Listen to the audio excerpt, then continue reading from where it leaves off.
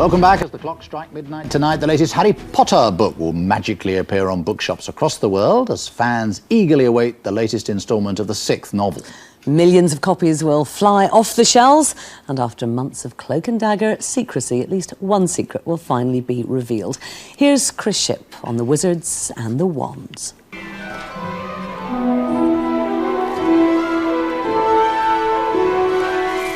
The story may be magical, but the operation to ship millions of copies to bookshops in time for the midnight hour tonight is not. Hundreds of lorries will shift the books from warehouses so Potter fans won't be left disappointed. Within 24 hours, 2 million copies will have been whisked off the shelves in the UK and 10 million will be sold worldwide. Everybody is just so excited. It's all we've been thinking about here for weeks and weeks and weeks. It's the only thing people phone us to ask about. It's what everybody wants is Harry Potter and the Half-Blood Prince. And publishers are determined no one will get their hands on a copy until a minute past midnight tonight. Even we were forbidden from filming the book in the stockroom at this store this morning, The Half-Blood Prince under lock and key. Well, this was the last Harry Potter book released. The Order of the Phoenix came out 2 years ago, so ardent Harry Potter fans have had a very long wait. No wonder then they want to be at the front of the queue at midnight tonight. Savannah is at the very front. Savannah, how long have you been here? I've been here since about 6:30 in the morning. And you're determined to be at the front of the queue because you were last time? Our group was. I wasn't actually at the front, but my group of friends was, yes. So what's the attraction of Harry Potter? It's just a great book. It's not like, in terms of literacy, it's not one of the best, you know, doesn't really compare to Tolkien or whatever, but it's a really nice story and it's something that kids and adults can enjoy. But more than just a nice story, it's generated millions for its author J.K. Rowling, and Potter merchandise is worth more than £1 billion. In the US, 11 million copies have been printed for the American market alone, where, like Britain, readers are waiting to find out which character will be killed off. Until midnight, nobody knows. Chris Shipp, ITV News. What a wizard he is. It's now time for the news in your part of the country.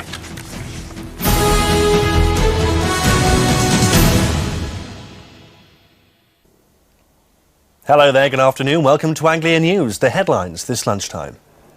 Delays on the trains. Hundreds of passengers affected by problems on East Anglia's main rail line.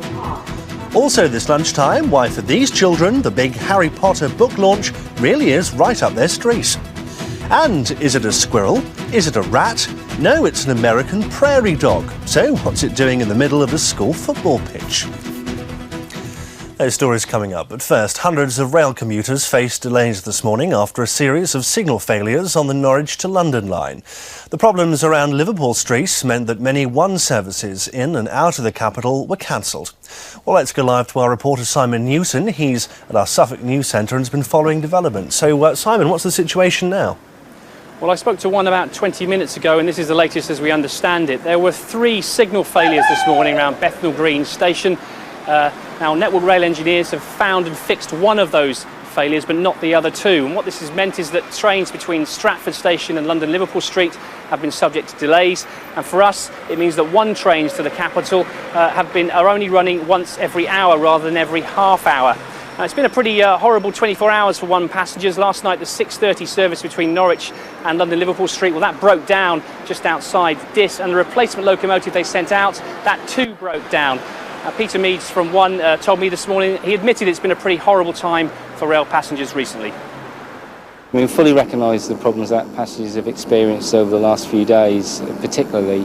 We're working very hard with our own team and with also our colleagues at Network Rail to try and improve matters, and we hope that the performance and reliability of our service, particularly on the main line, will improve over the coming weeks.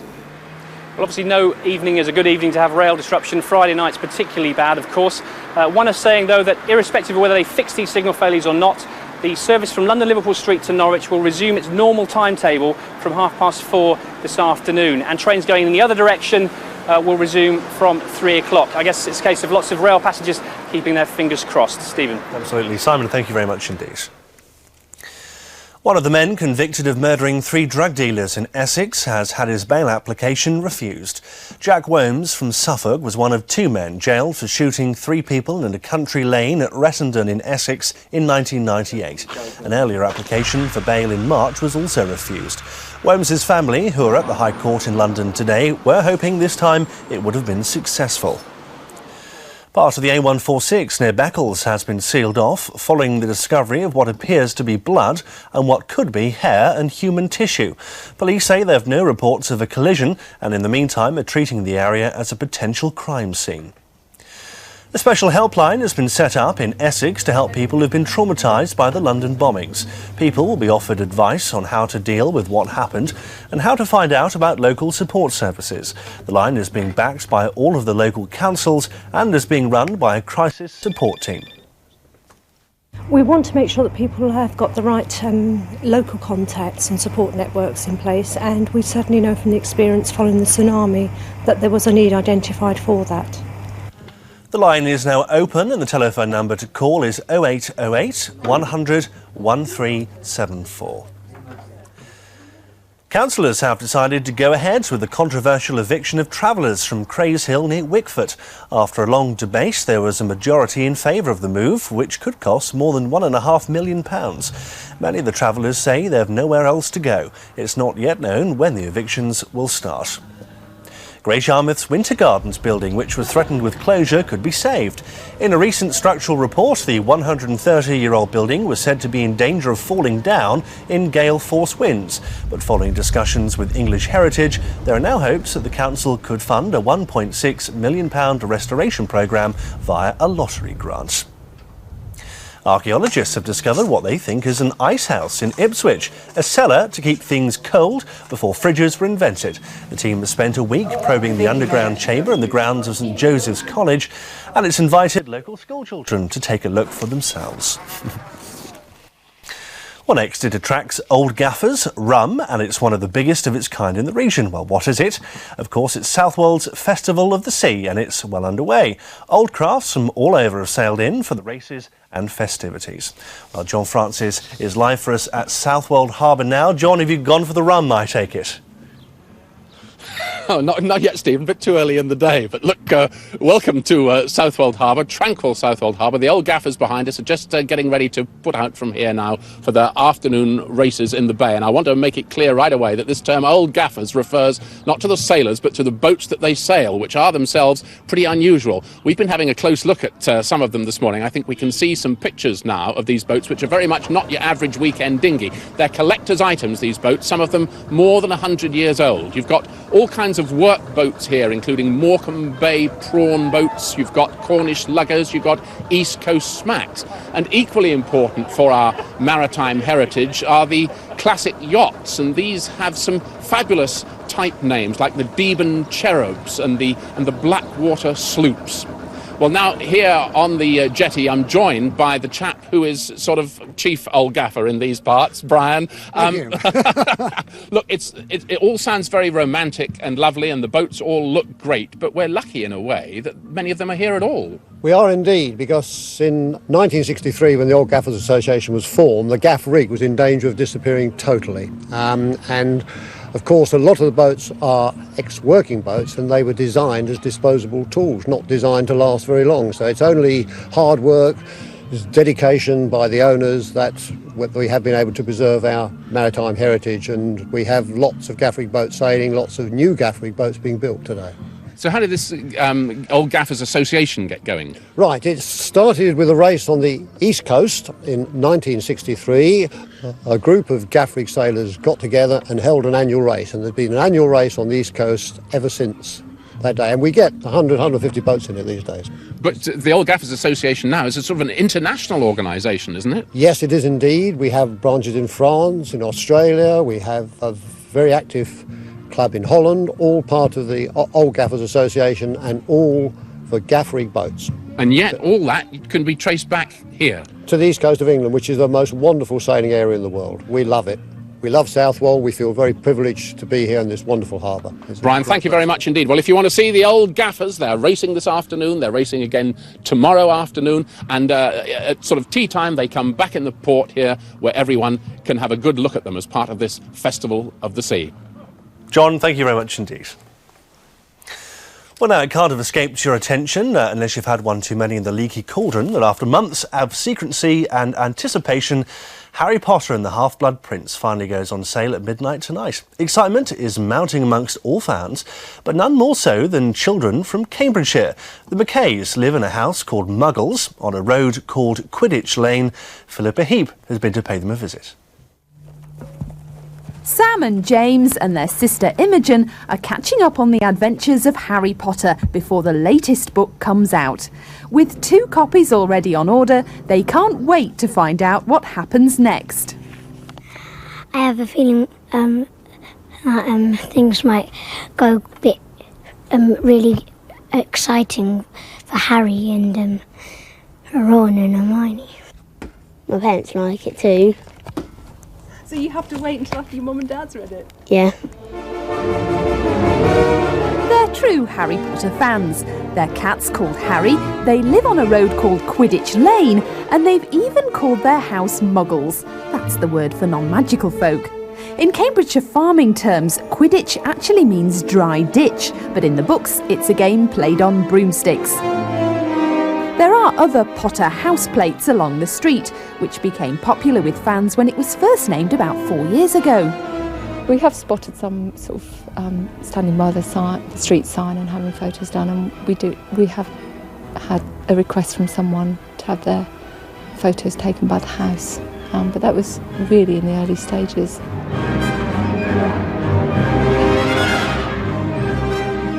The Mackays can't wait to get their hands on the next instalment from J.K. Rowling, and they hope it's going to leave them spellbound. Philippa Heap, Anglia News, Lower Camborne. Well, from Quidditch to football, and Norwich City leave today for a 2-match tour of Holland. Their first game is against Maastricht tomorrow evening. With the squad is goalkeeper Robert Green, despite fears he'd go in the summer. But Green's international coach says he doesn't have to be in the Premiership to protect his international prospects. Graham Dunbar reports. Robert Green back between the posts for Norwich City this week, where fans believe he belongs. But with a World Cup next year, must he leave to keep his international place? Not so, says England's goalkeeping coach, in our region for a charity golf tournament. He's proved he can play in the Premiership. He made his debut against America there in the close season and did very well in that for his first 45 minutes. So he just has to continue the form that he showed last year, or albeit in a division where the standard is a little bit lower. Green was outstanding 2 seasons ago. Saves like this and a 1-0 win against Stoke took him into the England squad and Norwich into the Premiership. But he might yet be back in the top flight next season. There's still 3 weeks to go before the season starts, and the transfer window is still open, and you hear little rumours that people are inquiring about Robert, so we'll wait and see if he is there at the start of the season. But no offers so far, to the relief of Norwich fans. Graham Dunbar, Anglia News. A rather unusual animal has taken up residence on a school field in Norfolk. Staff at Attleborough Junior School couldn't believe their eyes when a prairie dog, more suited to the American Midwest, popped up out of a hole in the middle of their sports pitch. What on earth was it doing there? Well, we sent Graham Lewis to find out. No, it's not the latest goalkeeper for Rovers. This is in fact a black-tailed prairie dog, which has made its home on the sports field at Attleborough Junior School. The arrival of the animal has certainly prompted a great deal of interest among the children here, although when they come out, the dog tends to hide in its little burrow. When the creature does put its head above the ground, it's clear to see that it's a relative of the squirrel, and it's driving the staff at the school, well, nuts. First of all, we thought we'd got a meerkat or a gopher and couldn't get a good look at him, but he's been getting more tame over the past few weeks, so we know he's definitely a prairie dog now. Seems quite happy with the children coming and watching him when they're out here playing their sports. We'd really like him to go somewhere that is worthwhile for him, so we're hoping that he will end up at a zoo where he can be kept properly and looked after properly. We understand that he's from North America and that they are actually quite rare in North America and they do need looking after, so we're really hoping that something positive is going to happen for him. The prairie dog is more at home in America. Exactly where this one has come from, well, no one knows. It's dug 2 holes in the sports field over the last couple of weeks, but it's been fascinating for the children. He's more squirrel than, well, dog, even though his name's Prairie Dog, but he's very nice. And we're happy to have him here at our junior school. He's made a bit of a mess of our sports field, and we've got sports day next week, so we're hoping that he won't do one in the middle of the relay track, one of his little burrows. Prairie dogs like to live in groups. The RSPCA is planning to lend the school a special trap to catch their surprise visitor, and nearby Banham Zoo have offered him a new home among friends. Graham Lewis, Anglia News, Attleborough. Maybe they should hold a nut and spoon race in his honour. Time for the forecast. Here's David Hughes. For a sunnier tomorrow, savings accounts from Norwich and Peterborough Building Society, sponsors of Anglia Weather.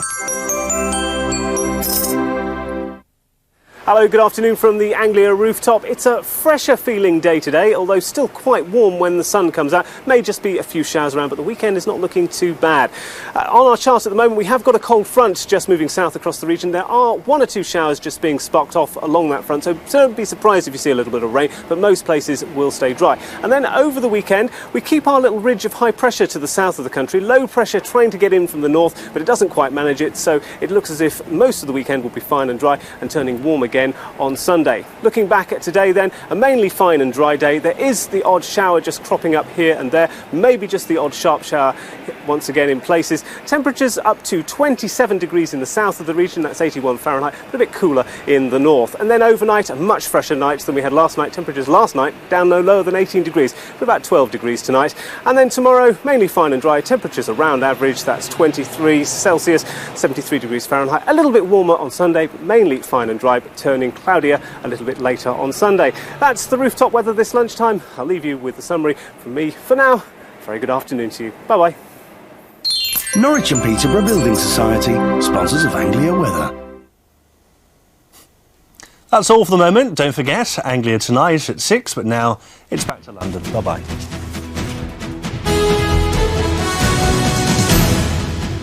Hello again, a final look at the day's main news. In the last hour, it's been reported that a key suspect in the London terror attacks has been arrested in Egypt. Intelligence sources have told a TV network in the United States he's Magdi El Nawshar, a chemist wanted in connection with the attacks. He's understood to have left the UK 2 weeks before the explosions. New details have emerged about the explosives used in the terror attacks on London. The bombs were made of a highly unstable substance made from ingredients anyone can buy on the high street. They're the same type of explosives used by the shoe bomber Richard Reed. And Professor Sir Roy Meadow is set to find out if he's going to be struck off the medical register. His evidence led to 3 women being wrongly jailed for the murder of their own children.